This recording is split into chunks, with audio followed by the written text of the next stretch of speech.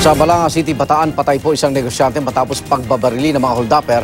Sa Tungawan, Zamboanga, Sibugay naman, patay isang kafgu matapos umunong pagsasaksaki ng kapwa kafgu. Darito unang balita sa probinsya. Tulog sa bunker ang isang kafgu nang saksakin ng kapwa niya kafgu sa Tungawan, Zamboanga, Sibugay.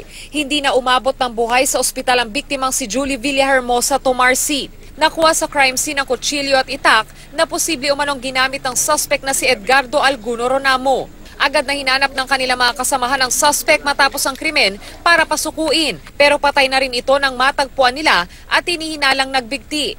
Hindi pa malinaw ang motibo sa krimen, pero ayon sa kanyang mga kasamahan, may problema umano sa pag-iisip ang suspect. Katatapos lang mamasada ng isang tricycle driver ng pagbabarilin sa General Santos City.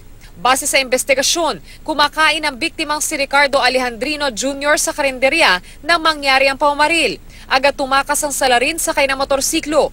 Iniimbestigahan pa ang motibo sa krimen. Hindi pa nakakalayo ang isang negosyante mula sa kanyang money changer shop ng pagbabarili ng mga holdapper sa Balanga City, Bataan. Agad na nasawi ang biktimang si Eric Nuestro na tinamaan ng bala sa ulo.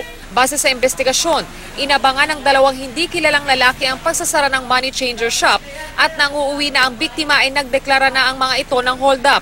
Tinangay ng mga suspect ang bag ng biktima na may lamang pera at agad na tumakas. Para sa unang balita, Von Aquino reporting.